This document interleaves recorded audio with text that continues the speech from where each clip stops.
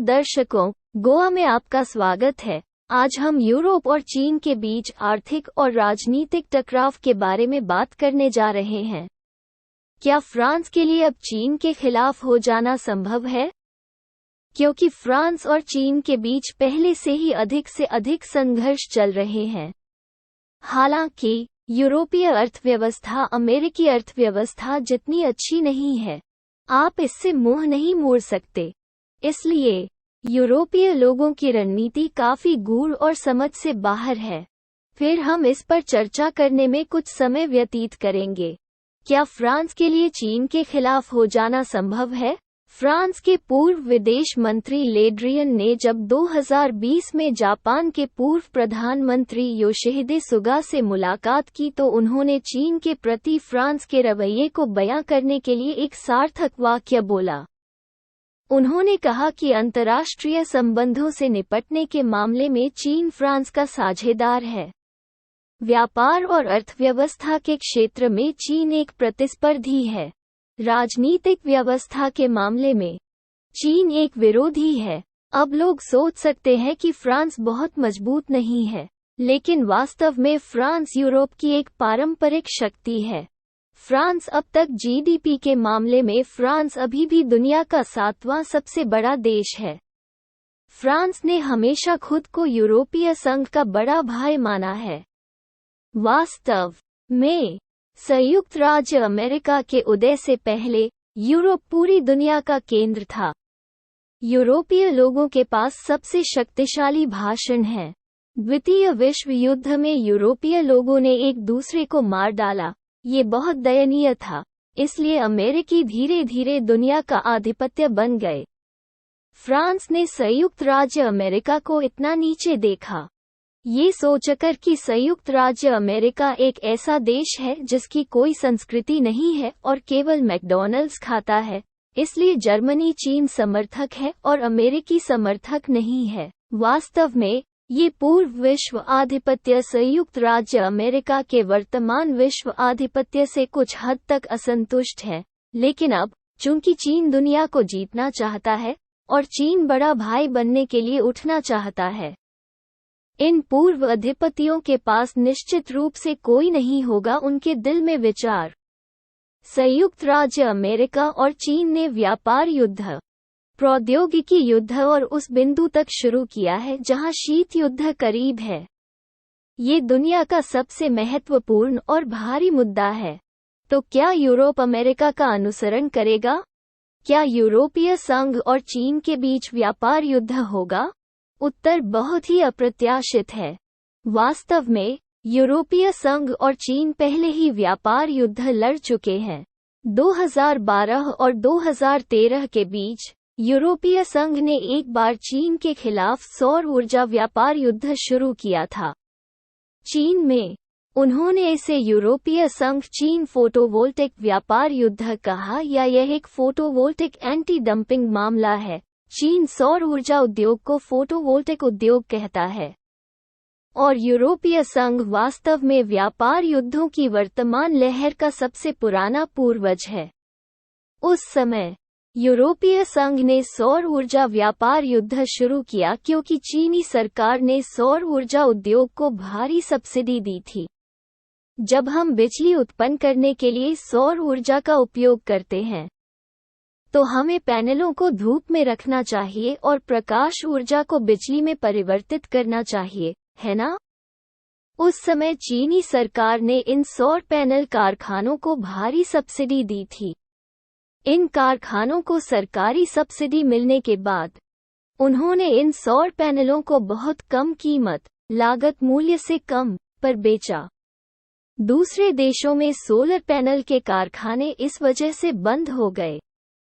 उस समय ताइवान में कई सोलर पैनल कंपनियां थीं, क्योंकि सोलर पैनल भी वेफर्स के बने होते थे। ताइवान जैसे बड़े फाउंड्री देश में सौर पैनल बनाने के लिए खराब गुणवत्ता वाले वेफर का उपयोग करना बहुत आसान है।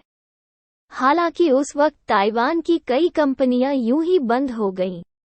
दिवालिया होने की स्थिति में चीनी सरकार द्वारा बहुत सारे उद्योगों को सताया गया है।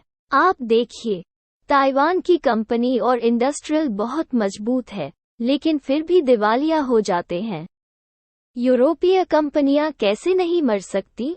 सुपर सस्ते चीनी सौर पैनलों की एक बड़ी मात्रा को यूरोप में डंप किया गया था और यूरोपीय फोटोवोल्टिक फैक्ट्री दिवालियापन एक एक करके, इसलिए यूरोपीय संघ बहुत नाखुश महसूस किया और उन्होंने चीनी फोटोवोल्टिक उत्पादों पर अतिरिक्त 11.8% अस्थायी एंटी डंपिंग लगाने का फैसला किया। अल्पविराम। और वे भविष्य में कर की दर को 47.6% तक बढ़ाने की योजना बना रहे हैं, इसलिए चीनी सरकार समुद्र में कूदना चाहती है। चीनी सरकार सोचती है, मैं इतना पैसा सब्सिडी पर खर्च करता हूँ, मुझे उम्मीद है कि ये कारखाने दूसरे देशों में कारखानों को नीचे लाएंगे ताकि मैं दुनिया पर हावी हो सकूं।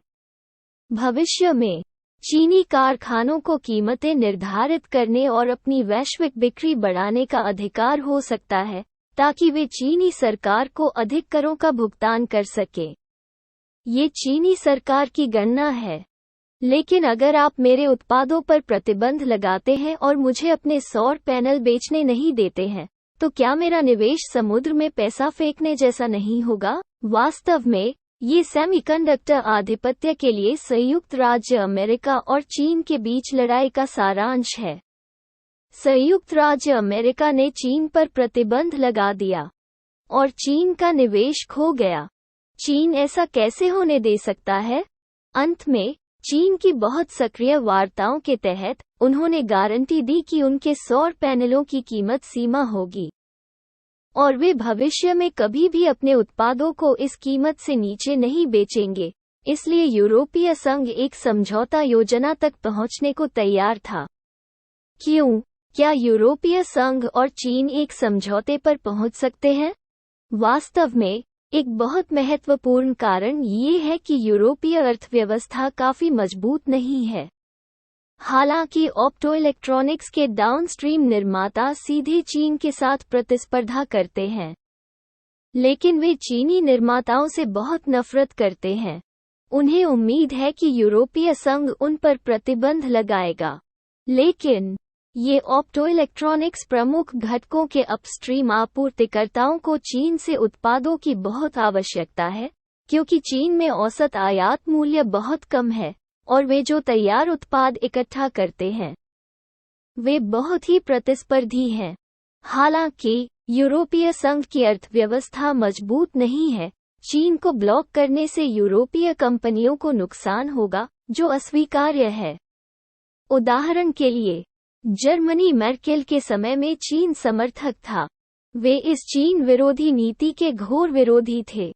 फिर फ्रांस और लिथुएनिया, वे सभी चीन के खिलाफ खड़े हैं और इस मामले का अनुवर्ती प्रभाव वास्तव में बहुत बड़ा है, क्योंकि 2014 में अमेरिकी वाणिज्य विभाग ने चीनी सौर उत्पादों पर एंटी डंपिंग और एंटी सब्सिडी जांच शुरू की थी। ये कहा जा सकता है कि यह यूरोपीय संघ चीन व्यापार युद्ध वर्तमान अमेरिका चीन व्यापार युद्ध की पूर्व कड़ी है। अंत में चीन अपने ऑप्टोइलेक्ट्रॉनिक उद्योग को बचाने के लिए घरेलू बाजार का उपयोग करेगा, क्योंकि उन्हें संयुक्त राज्य अमेरिका द्वारा प्रतिबंधित किया गया है। इसलिए उनके पास देश में हरित ऊर्जा बिजली उत्पादन को बढ़ावा देने के अलावा कोई विकल्प नहीं है। मैं अपने इलेक्ट्रिक पैनलों को नहीं बेच सकता, इसलिए मुझे उन्हें खुद खाना होगा। मैं खुद बिजली पैदा कर सकता हूँ। इसलिए ये बहुत मजेदार है कि चीनी सरकार ने वास्तव में ताइवान सरकार की तुलना में सौर ऊर्जा की हरित ऊर्जा नीति को बढ़ावा दिया, क्योंकि अमेरिकी सरकार ने चीनी उत्पादों पर प्रतिबंध लगा दिया है। आखिरकार यूरोपीय अर्थव्यवस्था संयुक्त राज्य अमेरिका जितनी मजबूत नहीं है। ऐसे में अमेरिकी सरकार ने चीनी सेमीकंडक्टर कंपनियों पर प्रतिबंध लगा दिया है। हालांकि प्रासंगिक अमेरिकी कंपनियों जैसे AMD और एनवीडिया के लाभ से समझौता किया जाएगा, लेकिन उन्हें जल्द ही व्यापार के नए अवसर मिलेंगे। उदाहरण के लिए, इस साल की शुरुआत में ChatGPT द्वारा संचालित इस आर्टिफिशियल इंटेलिजेंस रोबोट का व्यावसायिक अवसर जल्द ही जोर पकड़ेगा। अमेरिकी अर्थव्यवस्था इतनी सक्रिय है कि वो चीन पर प्रतिबंध लगाने के परिणाम भुगत सकती है। हालांकि मुझे कुछ नुकसान हुआ है। मेरा नया व्यवसाय तुरंत उठाया जाएगा, लेकिन यूरोप में इतनी जीवंत आर्थिक ताकत नहीं है और सस्ते सौर पैनल यूरोपीय संघ की हरित ऊर्जा नीतियों के तेजी से प्रचार के लिए अधिक सहायक हैं। इसलिए ये यूरोपीय नेतृत्व व्यापार युद्ध दोनों पक्षों की आपसी रियायतों से समाप्त होता है। इसलिए फ्रांस ने इस व्यापार युद्ध से क्या सीखा? उन्होंने पाया कि अगर वे चीन के खिलाफ बहुत मजबूत हैं, तो इससे वास्तव में यूरोपीय कंपनियों को नुकसान होगा। फ्रांस के लिए यूरोपीय संघ में इस तरह की कट्टरपंथी प्रतिबंध नीति का नेतृत्व करना मुश्किल होगा। इसलिए फ्रांस ने ये भी महसूस किया कि उन्हें धीरे धीरे अपने तरीकों का एक सेट विकसित करने की आवश्यकता है। इसलिए उन्होंने एक नर्म डिकॉप्लिंग विधि विकसित की। फ्रांस ने बाद में सॉफ्ट डिकूपलिंग विधियों का एक सेट विकसित किया जो प्रतिस्पर्धी और सहकारी दोनों हैं। वे चीन का इस्तेमाल करते हैं, लेकिन साथ ही चीन को खारिज करते हैं। उदाहरण के लिए, दूरसंचार उद्योग में हुआवेई के साथ फ्रांस के सहयोग का मामला इस सॉफ्ट डिकूपलिंग का सबसे अच्छा उदाहरण है। 2017 में हुआवेई की सहायक कंपनी हुआवेई मरीन ने पीस सबमरीन केबल नामक एक बहुत ही महत्वपूर्ण पनडुब्बी समुद्र के नीचे केबल परियोजना का अनुबंध किया। ये केबल एशिया में पाकिस्तान से पूर्वी अफ्रीका तक जुड़ा था और अंत में फ्रांस में मार्सिले से जुड़ा था। अल्पविराम। इस योजना को चीन की बेल्ट एंड रोड इनिशिएटिव का एक बहुत ही महत्वपूर्ण निर्माण माना जाता है। सीसीपी के समर्थक तालियां बजा रहे हैं। उन्हें लगता है कि इस केबल को बिछाकर चीन यूरोप को फतह कर लेगा और फ्रांस पर आक्रमण कर देगा। हालांकि चीनी केबल को फ्रांस से जोड़ा जा सकता है। उत्तरी अफ्रीका के साथ संबंध पूरी तरह से इसलिए हैं क्योंकि फ्रांस ने उन्हें ऐसा करने की अनुमति दी थी। फ्रांस उत्तरी अफ्रीका और पश्चिम अफ्रीका के अधिकांश देशों की औपनिवेशिक मातृभूमि हुआ करता था। अब तक स्थानीय क्षेत्र में फ्रांस का प्रभाव अभी भी बहुत बड़ा है और कई अफ्रीकी भी अपने बच्चों को पेरिस में पढ़ने की कोशिश कर रहे हैं। एक फ्रांसीसी कंपनी में काम के लिए जाना शरीफ आदमी का व्यवहार है। फ्रांस के साथ प्रतिस्पर्धा करने के लिए किसी भी देश के लिए उत्तरी अफ्रीका या पश्चिम अफ्रीका के बुनियादी ढांचे के निर्माण में प्रवेश करना वास्तव में कठिन है। यदि कोई देश अफ्रीकी बाजार में प्रवेश करना चाहता है, तो फ्रांस का सहयोग सबसे अच्छा तरीका है। वास्तविक तथ्य यह नहीं है कि हुआवेई ने अफ्रीका पर कब्जा कर लिया, बल्कि यह कि फ्रांस ने हुआवेई को चुना, क्योंकि चीनी संचार उपकरणों का उद्धरण यूरोपीय कंपनियों की तुलना में बेहतर है। यदि फ्रांसीसी दूरसंचार कंपनी चीनी कंपनियों के साथ सहयोग करना अधिक लाभदायक होगा, तो उन्होंने अफ्रीकी बाजार को एक साथ संचालित करने के लिए हुआवेई को चुना। उदाहरण के लिए, अफ्रीका के दूसरे सबसे बड़े फ्रांसीसी टेलीकॉम दिग्गज ऑरेंज ग्रुप में इसके सीईओ ने कहा, अफ्रीका में चीनी कंपनियों के साथ हमारा सहयोग बड़ा है, इसलिए नहीं कि हम चीन को पसंद करते हैं, बल्कि इसलिए कि हमारे हुआवेई के साथ अच्छे व्यापारिक संबंध हैं। और जब हमें जरूरत होती है अफ्रीकी बाजार को संचालित करने के लिए सस्ती सामग्री और सस्ती तकनीक, हम चीनी निर्माताओं को वहां जाने के लिए चुनते हैं। कोई समस्या नहीं है। लेकिन वापस फ्रांस में फ्रांसीसी सरकार हुआवेई को दबा दिया। 2020 में फ्रांस ने एक एंटी हुआवेई कानून तैयार किया, जिसकी सामग्री टेलीकॉम ऑपरेटिंग लाइसेंस के लिए समीक्षा मानकों में सुधार करना है, लेकिन वास्तव में इसका उद्देश्य हुआवेई है और इसका मतलब हुआवेई का सफाया करना है। इस विधेयक के पारित होने के बाद फ्रांस की दूरसंचार कंपनियां SSR और बुइक टेलीकॉम, जो हवाई के साथ सहयोग करती हैं, उनके 5G नेटवर्क का आधा हिस्सा पूरा हो गया है, लेकिन इस बिल के पारित होने के कारण उन्हें इसे जीवित रूप से समाप्त करना पड़ा और नुकसान को स्वीकार करना पड़ा, जिससे उन्हें बहुत बड़ा नुकसान हुआ। हुआवेई ने इस वजह से फ्रांस के खिलाफ जाने की हिम्मत की। वास्तव में उन्होंने हिम्मत नहीं की, क्योंकि अफ्रीकी बाजार में प्रवेश करने के लिए उन्हें एक फ्रांसीसी टेलीकॉम ऑपरेटर के साथ काम करना पड़ा। दरअसल चीन के बाहर हुआवेई की पहली 5G इक्विपमेंट फैक्ट्री स्ट्रासबर्ग में स्थित थी। यह वाकई अद्भुत है। फ्रांस टेलीकॉम बैन के बाद आपको भविष्य में हवाई के 5G को इंस्टॉल करने की अनुमति नहीं दी जाएगी।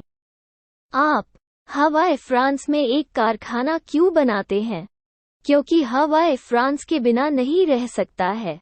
नवंबर 2022 में हुआवेई और अरब ICT संगठन ने बैंकॉक में 5G सम्मेलन आयोजित किया।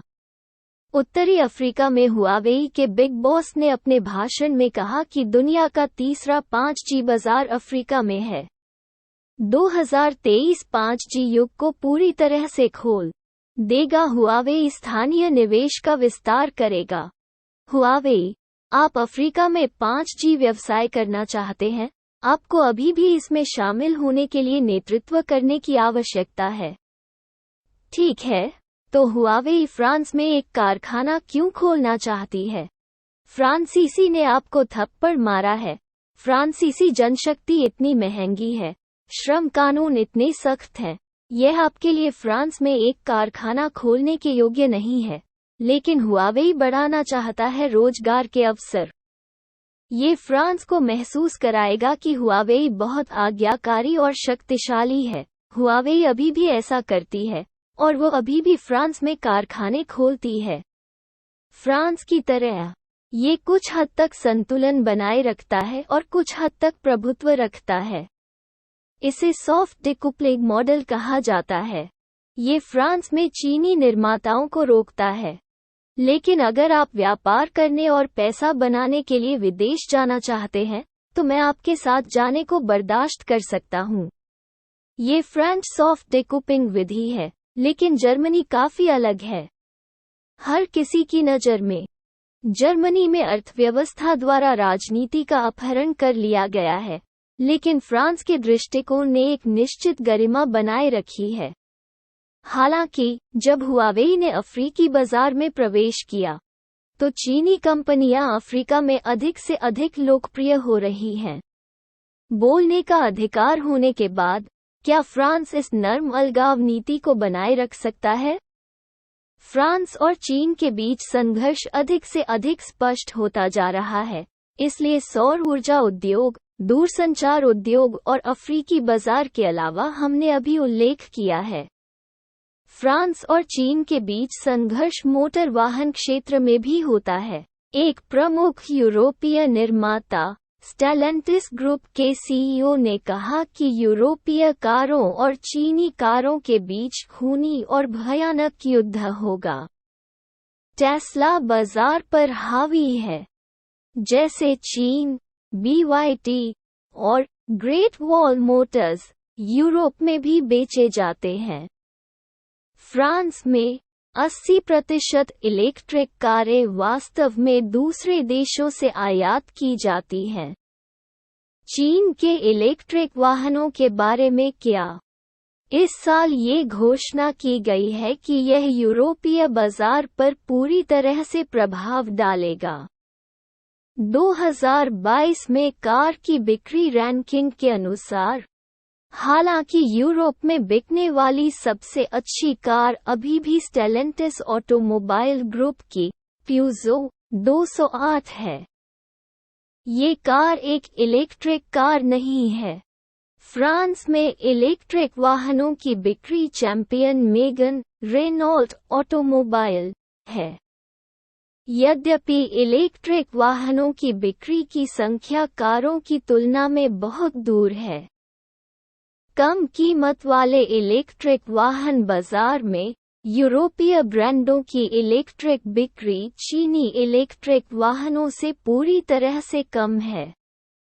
पेरिस मोटर शो पिछले साल अक्टूबर में पेरिस में आयोजित किया गया था, लेकिन कम और मध्यम कीमत वाली चीनी इलेक्ट्रिक कारों के पास अभी भी एक बड़ा मार्केटिंग बजट था और पेरिस मोटर शो में बह गया।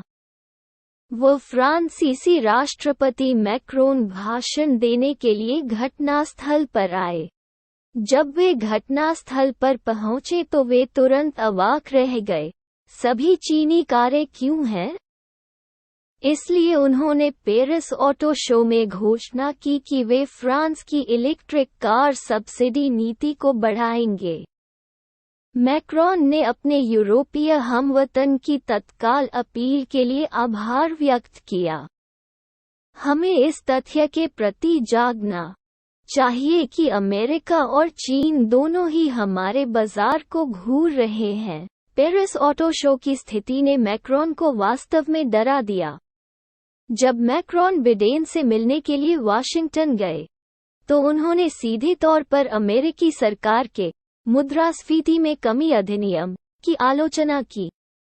हम सभी जानते हैं कि इस अवधि के दौरान संयुक्त राज्य अमेरिका मुद्रास्फीति से पीड़ित रहा है। तब बाइडेन प्रशासन के पास आर्थिक प्रोत्साहन विधेयक पेश करने के अलावा कोई विकल्प नहीं था। उन्होंने महंगाई, टैक्स में छूट या सब्सिडी की नीतियों से परेशान कई उद्योगों को दिया। यदि आप उत्तरी अमेरिका में इलेक्ट्रिक वाहनों का उत्पादन करते हैं, तो इस मुद्रास्फीति न्यूनीकरण अधिनियम के अनुसार आपको सब्सिडी भी मिलेगी, लेकिन इससे मैक्रोन बहुत असहज महसूस करते हैं। यह उत्तरी अमेरिका में मेरी यूरोपीय कारों की बिक्री को प्रभावित करेगा। इसलिए मैक्रोन ने जोरदार मांग की कि बिडेन को रियायतें देनी चाहिए। मैक्रोन की मजबूत मांग का कुछ प्रभाव जरूर पड़ा है। अमेरिकी सरकार पहले से ही आयातित कारों के लिए कर छूट पर विचार कर रही है।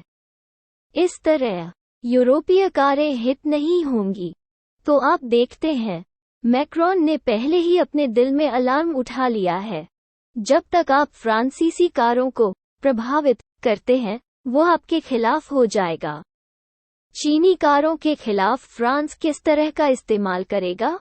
फ्रांसीसी कारों और चीनी कारों के बीच खूनी लड़ाई पर चर्चा करने के लिए हम वीडियो का एक विशेष एपिसोड बनाएंगे। हालांकि रूस यूक्रेन युद्ध में मैक्रोन का प्रदर्शन बहुत खराब था। वे सिर्फ एक मध्यस्थ बनना चाहते थे और यूरोप के बड़े भाई बनना चाहते थे। वो यूक्रेन के लिए बहुत मददगार नहीं लग रहा था, जिससे लोग उससे बहुत निराश थे। लेकिन फ्रांस और चीन के बीच संबंध वास्तव में उतने अच्छे नहीं हैं। वास्तव में 2019 की शुरुआत में, जब यूरोपीय संघ ने यूरोपीय सामरिक आउटलुक दस्तावेज की घोषणा की, चीन को पहले से ही दस्तावेज में एक रणनीतिक प्रतियोगी माना गया था। उस समय मैक्रोन ने कहा कि वो यूरोप में जागृति देखकर बहुत खुश हैं। उन्होंने कहा कि यूरोप और चीन के बीच संबंध केवल व्यापार पर ध्यान केंद्रित नहीं करना चाहिए, बल्कि पहले राजनीतिक, भौगोलिक, अंतर्राष्ट्रीय सामरिक संबंधों पर होना चाहिए, ताकि व्यापार इसका केवल एक हिस्सा हो। यदि यूरोप धीरे धीरे भू राजनीतिक और अंतर्राष्ट्रीय रणनीतिक निर्भरता विकसित करता है, तो जल्द ही उसे पता चल जाएगा कि उसे उस समय कीमत चुकानी होगी। दोनों पक्ष विफल होंगे।